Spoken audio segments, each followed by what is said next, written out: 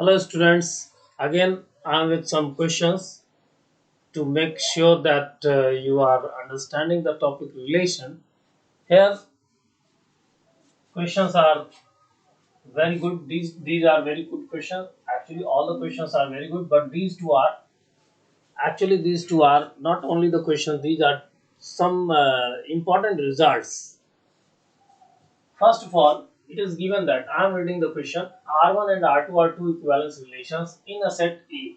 R1 and R2 are equivalence relations equivalence relations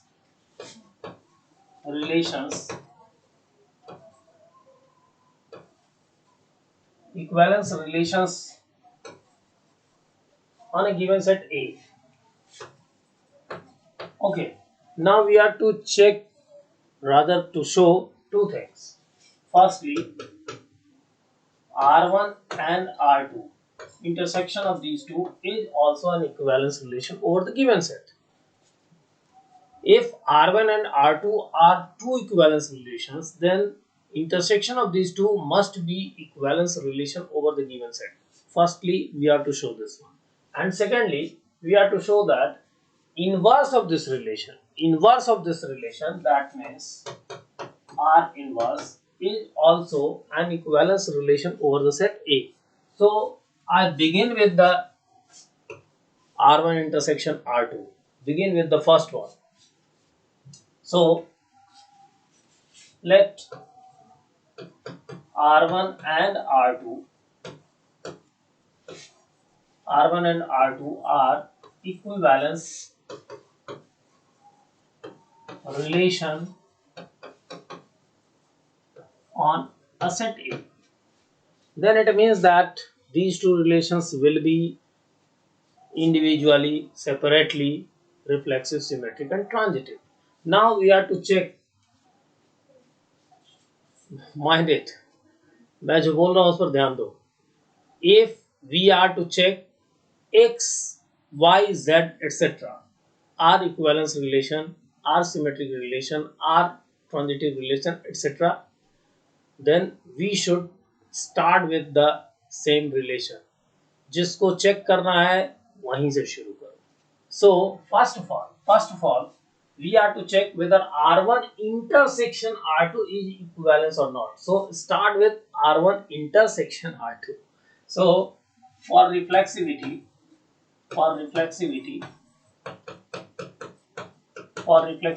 start with the same thing. Suppose an element from A. Let A is an element of A. And now check it. Whether this one, A comma 1, mind it. We have to show that A comma A belongs to R1 intersection R2. This is the rough part I am making for you.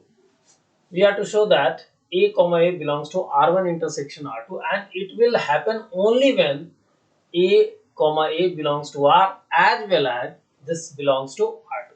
So clearly, first of all, we have to show that this pair is an element of R1 and this pair is also an element of R2. So A comma A belongs to R1 because R1 is reflexive. Since R1 R2 are equivalence relation, so R1 is reflexive.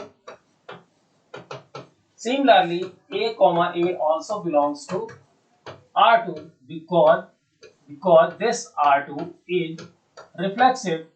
We know that R1 and R2, these two are equivalence relations. That means these two are reflexive also. Therefore, this A comma A must be a member of the intersection of R1 and R2. Therefore, intersection of R1 and R2 is reflexive. And now we want to check symmetricity of this relation. This relation means R1 intersection R2. So for symmetricity, actually this particular question has two parts, and these two are separately been asked many a times in the boards. For symmetricity, we take an element from the given relation. Let A comma B belongs to the given relation. What relation? Actually, we are to show R1 and R2 as an equivalence relation. So the given relation means R1 intersection R2, not R1, not R2. R1 intersection R2. Mind it. जिस relation के बारे में पूछा जा रहा है, जिस relation के बारे में डिस्कशन कर रहे हैं, उसी रिलेशन को हैंडल करेंगे.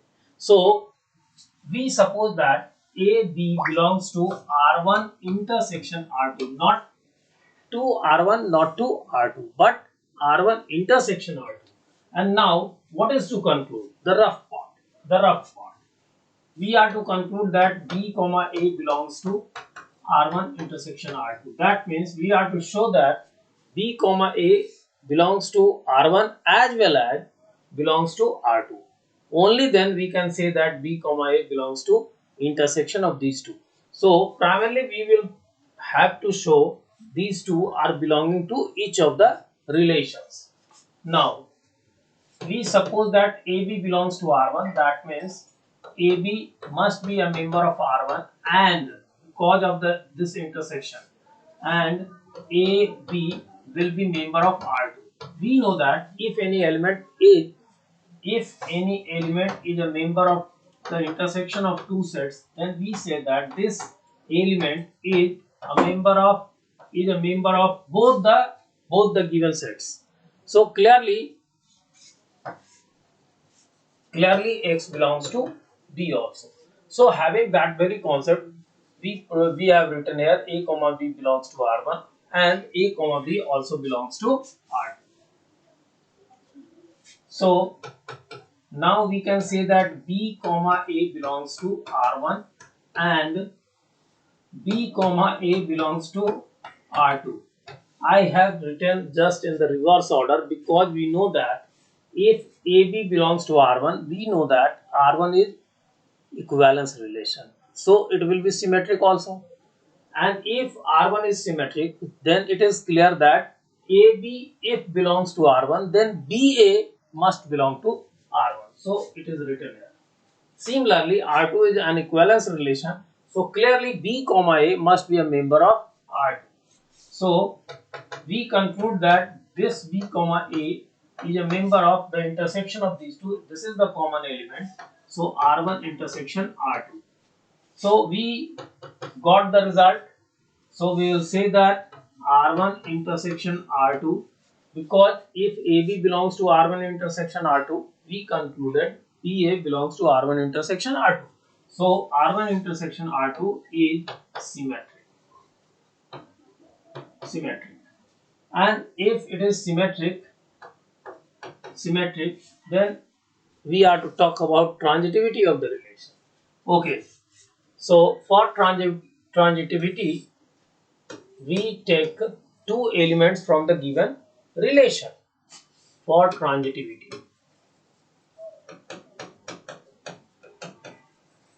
we take two elements as this A comma B belongs to the given relation. Mind it, the given relation means R1 intersection R2, not R1, not R2. R1 intersection R2.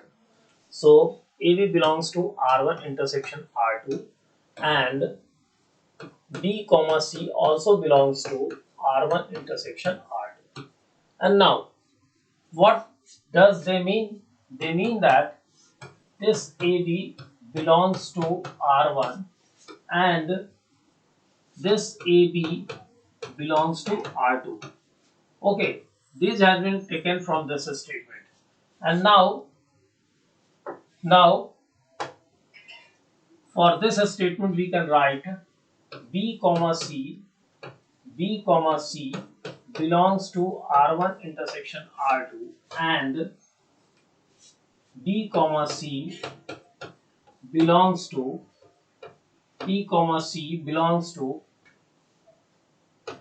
R1 intersection R2. And now having these two informations together, this one and this one, A comma B belongs to R1 and this B comma C also, sorry. Here should be written R1,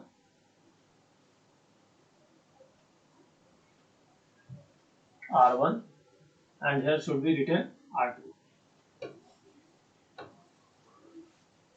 Okay, so actually B comma C is a member of R1 intersection R2. That means B comma C is common elements of R1 and R2. So B comma C is a member of R1 as well as B comma C is a member of R2. And now we are putting these two together.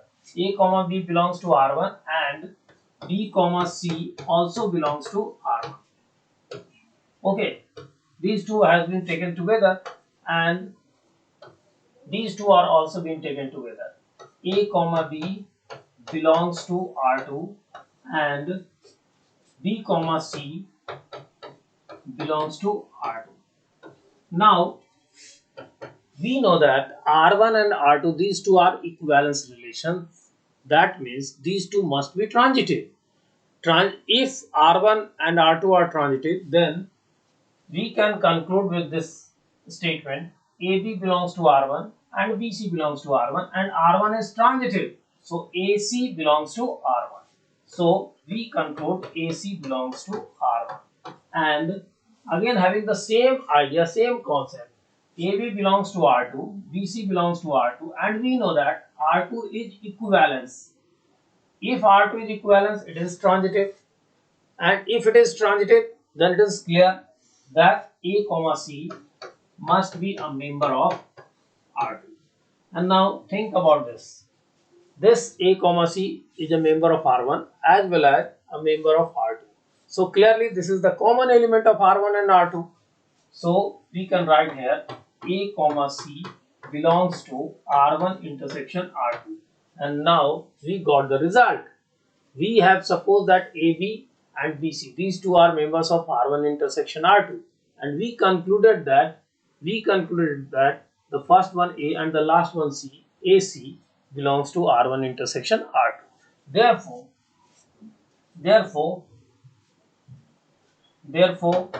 R1 intersection R2 is transitive, and if it is transitive, then we conclude that it is reflexive, it is symmetric, it is transitive. So why it is means R1 intersection R2 is an equivalence relation.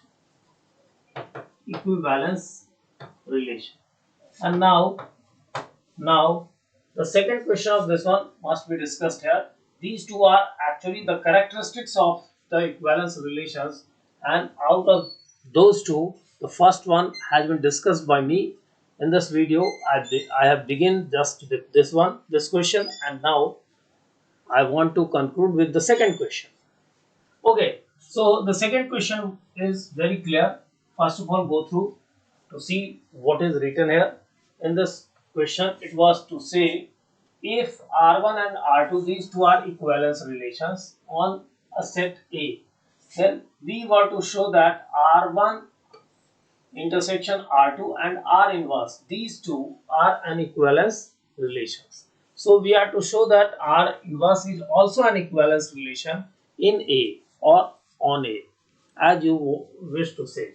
So now R inverse is to be shown. I am putting here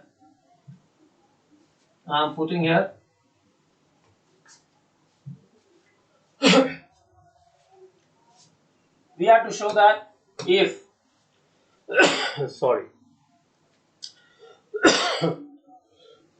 sorry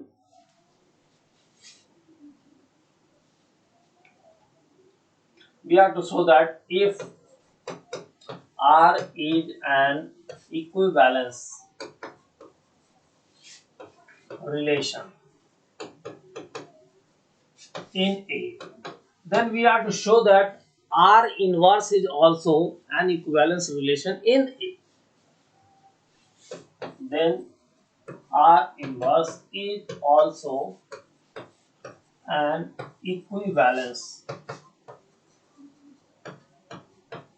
relation on A or in A, as you wish to write here. So in this process, first of all, for reflexivity, we take an element from set A. Let A belongs to A. Then we are to check. Is this pair A comma A belongs to R inverse.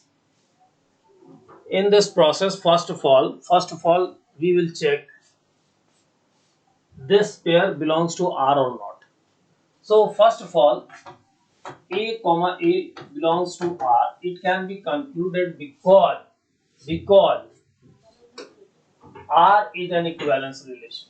If R is an equivalence relation, then we can conclude that it is a reflexive relation. So A comma A belongs to R.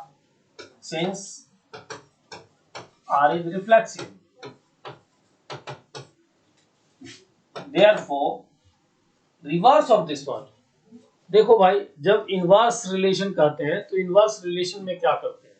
Just we reverse the elements of the given pair. If AB belongs to R, then we write BA belongs to R inverse. AB belongs to R, then B in the beginning. BA belongs to R inverse. So in the reverse order we write that. In the reverse order, if we write this A, second one is written in the beginning. This A is written in the end. Again, it will be a member of R inverse. In the reverse order I have written, but we got the same thing. So A comma A belongs to R. Therefore, R inverse is reflexive. Now for symmetricity.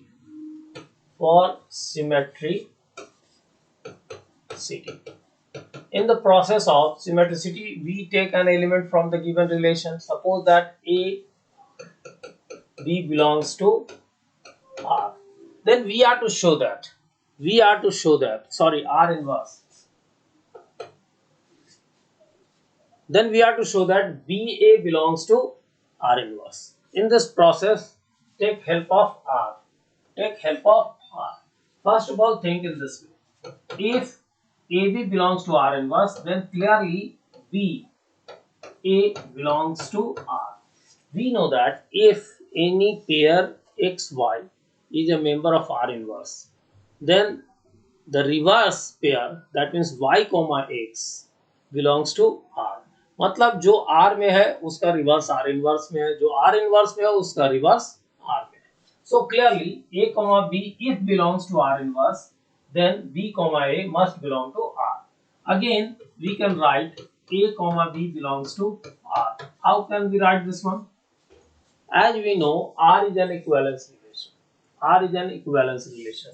So if BA belongs to R, then reverse of this one, AB must belong to R because R is symmetric. अगर R symmetric है तो XY member होगा तो YX भी member होगा. BA member है तो AB भी member होगा. So clearly AB belongs to R because R is symmetric.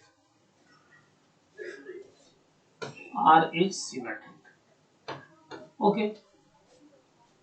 Therefore, we conclude from this one, B in the beginning, A in the end. Okay, in the reverse order, must belong to R inverse. So clearly, if AB belongs to R inverse, we concluded that BA also belongs to R inverse. So we can say that R inverse is symmetric. Okay. So now the last part is to be done, and that is transitivity of this relation. In this process we will take two elements from the given relation. So suppose that two relations like this. Let AB belongs to R inverse. Mind it, we are thinking about R inverse, so always put there R inverse. And B comma C belongs to R inverse. So these two elements are belonging to R inverse. And now we are to check the first element of the first pair A and the second element of the second pair B, second pair must belong to R inverse if it is transitive. So we have to check whether A comma C belongs to R inverse or not. In this process, we will again go on the R because only R is known to us an equivalence relation. So with the help of that information, we have to conclude. So first of all, convert this one into R. So you can write here B comma A, the second one in the beginning and this one belongs to R, and same thing C comma B belongs to R. Now I want to arrange these two. Actually, this is the second element of this pair and this is the first element of this pair. I want to arrange them. So I am writing here C comma B. I have written in the beginning belongs to R, and B comma A belongs to R. Now it is adjusted. Now we know that R is an equivalence relation, so it must be transitive. It must be transitive. If it is transitive, therefore the first element C, the second element A must be a member of R, since R is transitive. R is transitive. So if R is transitive, C comma A must be a member of R. And now we want to change into R inverse. So again, having the same inverse writing, write A in the beginning and C in the end will be a member of R inverse. So clearly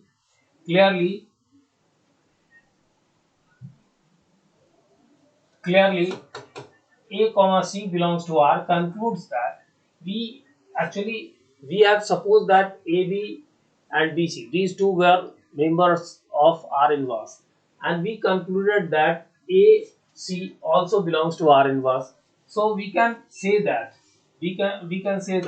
therefore R inverse is transitive, and if it is transitive, then it is an equivalence relation because we know that R inverse is already reflexive, already symmetric, and now it became transitive.